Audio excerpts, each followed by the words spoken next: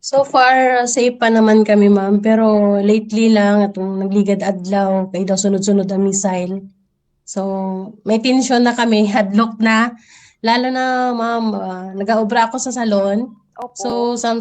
oo, sa mga customers namon nga mga Kuwaiti, kay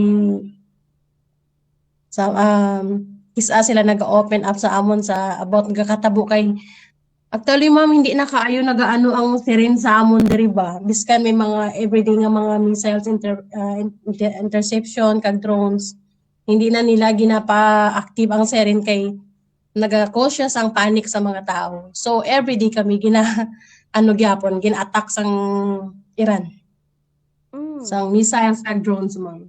Mhm. Din ka diri sa South Cotabato, ma'am? At Columbia Sultan Kudarat ma'am. Okay, taga Sultan Kudarat ikaw. Hmm. Sa hambal mo, ma'am, wala na sang siren nga o kung ginapatingog kung may ara sang missiles nga ipadala ang Iran. Paano nyo mabalaan, ma'am, nga may ara sang panibag-o na naman nga drone nga maglabot da sa inyo kon missiles? Actually, through ano na lang kami nag-lantaw monitor through sa FB page sang Kuwait gyapon. Pero may alarm gyapon ang siren ma'am if ano na siya pag residential ang target. Nag-alarm. Pero pag dito lang siya sa layo, wala na nilang ina-alarm. Unless before nga biskan layo ang drones kag missile nga attack, ga-alarm gid ang siren. Subong ano na lang pag residential na lang gid dito na siya nag-alarm. May ara ba kamo dira sang Iron Dome, ma'am, dira sa inyo sa Kuwait? Kay sa Israel may ara sila itong nagapangsalo bala sang mga missiles nga ginapadala sa Iran agud nga hindi maghugpa sa mga buildings. Yes. Yes, ma'am. Everyday may interception ang Kuwait po. Araw-araw. Meron, may ara, ma'am.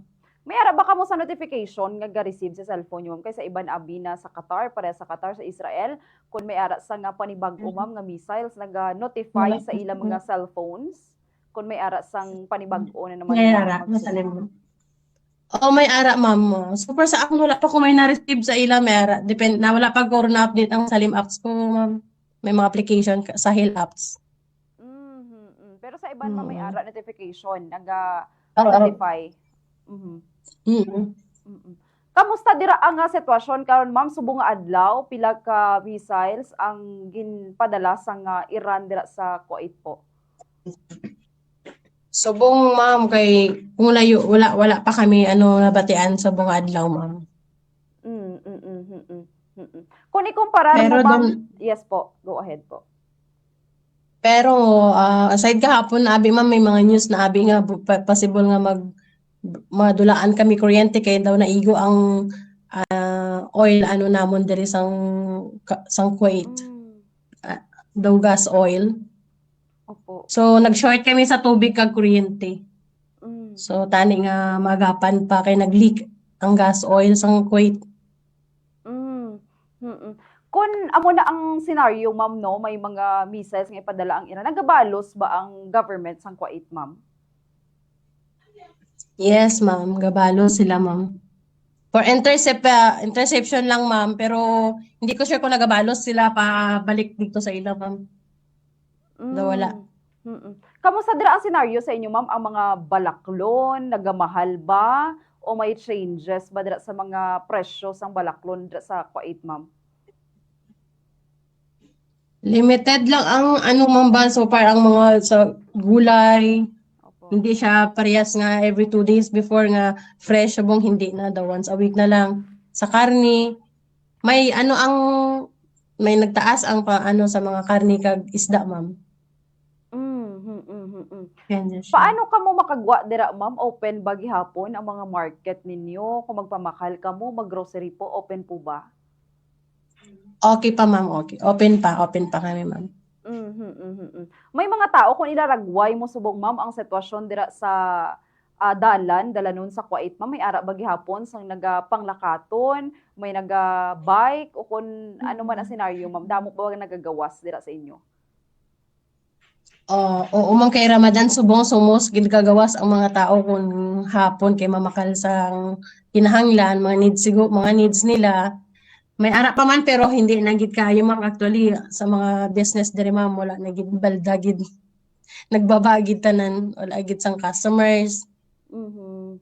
Mm. Kung Damo na ikumparar nagasara nga mga salon. opo. Kung ikumparar mo 'tong una nga semana nga tensyon, ma'am, kag hasta subong kung ikumparar mo, mas lala ba 'tong una, ma'am, o subong?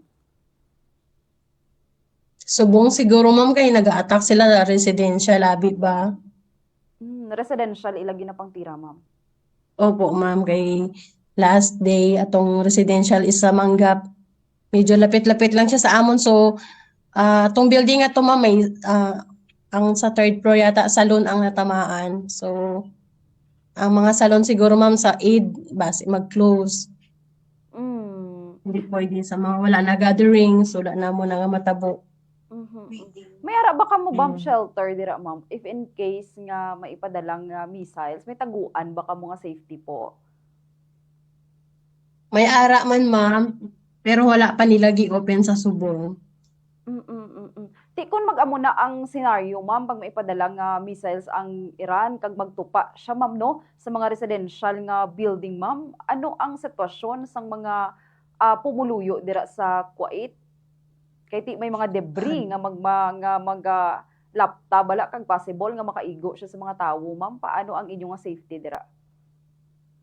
Hadlok gid kami ma'am. Actually kung ano ma'am, may mga musina ara kami subong sa mga sixth floor nga mga building kami abi subong gapanaog. Mhm. Gapanaog kami for Ah, safety. opo. Amo ba ning first time? Pila ka nakatuig sa Kuwait, ma'am? 2019, since 2019 bilang naman 6 Opo. Amo ba ning first mag 7 time? naman. Opo. Amo ba ning first time, ma'am, nga na-experience mo ng tension, may mga amo ni ma'am, may gapalupad nga missiles? First time mo, ma'am, nga na-experience ang amo sini? First time gid ma'am. Opo. 'Tong una nga adlaw, ma'am, no? Since first time mo, ano imo na feel sa 'to, ma'am? Ay grabe gid ang hadlok ma'am. Gahiribion kami diri kahadlok. Kay hindi mo balaan kung diyan magtupa ang mga debris. Mm. Mm. Ti subong, ma'am, kamusta imo balatsagon dira? May ara ka ba balita, ma'am, sa mga Filipino community man nga ara man dira lapit sa imo po? Prepare gid kami ma'am. Amo lang din ang ginaano namon alert kami sa anong gid man ang matabo kay biskan ang mga taga diri nga mga Kuwaiti nga mga ano ma'am tao. Opo. Hadlok gid sila kaayo. Mhm. May ara na ba sang bulig, ma'am, kamo nga nangabaton halin sa embassy sang Pilipinas po dira sa inyo? Wala ma'am. Mo lang tong nila for repatriation lang voluntary daw. Pero Opo. aside sa bulig wala pa kami may na-receive ma'am. Mga cash assistance wala po kayong natanggap? Wala ma'am. Wala. Mm. Oo. Kung estimated, ma'am, no, kung ilaragway mo, lapad na ba, ma'am, ang damages dira sa Kuwait, ang mga building, ano nga mga building na ang mostly nga ginatira sang Iran, ma'am? Lapad na ba ang mga damages? Kag pila na kabilog ang casualty, ma'am, kung bulubanta mo subong nga semana, ma'am?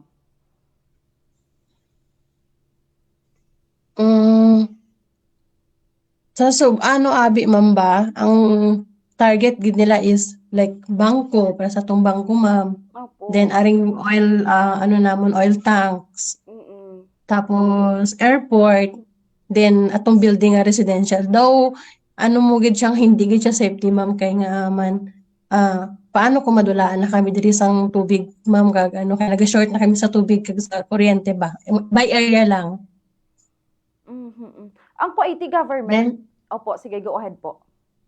then sa mga tao ma'am may ara man nga mga minor injuries lang man nga nagriligan adlaw lang. Grabe. Aside sa tong bata nga nagsulod gid sa balay nila ang debris dalawa yata ang patay sa to. Mm. Dalawa pero Mhm. Ano ang nabulig na, ma'am? Grabe inyo experience dira, ano? Kung kita gani daw, grabe daw, hindi ko ma-imagine man ba ang kahadlok nga inyo nga ginabatsyag. Ang Kuwaiti nga government, ma'am, may nahatag na ba dira sa sang bulig man dira sa inyo o mangin man sa mga Kuwaiti nga residente dira sa inyo, ma'am, sa mga affected po? wala pa man sila nag-distribute about sini nga mga bulig ma'am. Wala pa. Mm.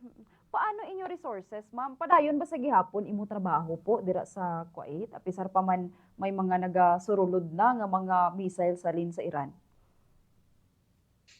Oo, padayon gyapon kami sa work, ma'am. Basta may customer nga nagasulod. So, parang normal lang din gihapon siya, ma'am. May customer nga nagasulod. Kasi sa salon ka obra, ma'am, no? Oo, ma'am. Ang inyo resources dira, ma'am, ang groceries, ang ginapulian mo, ma'am, safety ba gihapon? Safety pa man kami, ma'am, dire. Sa groceries, ma'am, medyo limited lang gid may sa tubig. Opo. Pero wala. Okay pa, so far okay pa gid kami dire, mama. May Mhm. tension na gid kay amo na gani ang target. Naka-red alert pa man kami dire aside sa news ang Kuwait dire, ma'am. Naka-red alert ka, Naka-red, ma'am. naka-red alert pa rin kami. Oo. Kung sakali man, ma'am, no, nga may repatriation, kag di voluntary ang repatriation, wala ka balak, ma'am, nga magpuli diri sa pungsod Pilipinas? May ara man, ma'am, pero ginapanilaga namon kay syempre hope kami gapon nga base mag-normal ang tanan, nga maging okay pa. So ginahulat na lang namon siguro kung mandatory na lang gid, ma'am, nga repatriation. Pero, ma'am, ang pagpadala sang kwarta ba sa inyong pamilya, open ba ang mga bangko dira po kung magpadala ka mo diri sa pamilya nyo sa pungsod Pilipinas? Open pa, ma'am. Any transaction open pa. Pero wala kami cash, subong nga through Kinet or bank account. Okay. Wala cash nga padala, nga receive. Pero ikaw, ma'am, nagagawas ka man, kag nagalakat ka man sa market? Okay, lapit lang kami diri, ma'am. Okay, need gid na namon once a week ako nagagawas lang. May Filipino ka man gihapon nga upo dira sa imong ginaobrahan, ma'am? Oo, ma'am, sa accommodation, 3 kami diri nga Pilipina. Taga diin sila, ma'am, diri sa pungsod Pilipinas? At 2 kami nga taga Colombia, Sultan Kudarat, tapos isang tagaan saan si dito siya? Isabela. Pero parehas gyapon sa imo, ma'am, hindi gyapon sila pa magpuli diri sa pungsod Pilipinas? Oo, ma'am, di anay. Bigado man da sa Pinas para wala pa ipon, ma'am. Opo. Pero ang inyo communication sa imong pamilya, ma'am, sige-sige man gihapon kay ti nagakabalaka ang mga pamilya sa mga OFW nga yara diri sa pungsod Pilipinas. Oo, ma'am, from time to time kami nagatawag. Actually, may free call kami, ma'am, international calls. Okay, ma'am, for the last time po, tagaan ta kasang tion nga magpanawagan sa gobyerno sang Pilipinas kung may gusto ka ihambal, ma'am, o basi ng upod mo, ma'am, dira, basi may gusto sila ihambal po sa gobyerno sang pungsod Pilipinas. Panawagan po. Okay, sa aton nga nga dapat sa presidente sang aton nga pamahalaan dira dapat tagaan man nila sang sapat nga pang financial o pangkabuhayan ang mga OFW nga makauli sa repatriation kay budlining sistema namon di subong mauli kagid nga walang-wala. So aside sa plane ticket nga libre nila, dapat enough din ang cash assistance nila nga ihatag, ma'am ba. So tani nga makabulig sa amo na lang nga paagi ang aton nga gobyerno dira sa sa Pilipinas, ma'am. Nga sapat gid nga nga pangkabuhayan sa mga OFW tani. Amo gid inyo gusto, ma'am, no? Hindi lang tong 5,000 pesos nga cash, hindi siya enough kung magpuli ka. Ti amo na ang upod mo, ma'am, basi may gusto siya ipanawagan man po. Ano ang panawagan mo daw siya? Dahil di ka. Nahuya daw siya. Same actually, amo man to hambal niya, ma'am. Dapat kung magkauli kami, okay, may pangkabuhayan, ma'am, mga umpisahan. Opo. Sige, ma'am, panawagan po sa imo na pamilya diri sa South Cotabato, sa Sultan Kudarat, and sa lahat po ng mga OFWs kag sa pamilya Manila, ma'am, no, nga nagahulat diri sa pungsod Pilipinas. Panawagan po, ma'am. Sa pamilya sang Mister ko, Bragado, Compass family. Okay lang, ma'am, ha? Nga, ano ka na lang Yes sila. po, go ahead Then, po. So sa amon dira nga mayor gali sa Colombia Mermosali tapos sa akon nga bana, pamilya sang bana ko okay lang pa kami diri, very safe pa kami.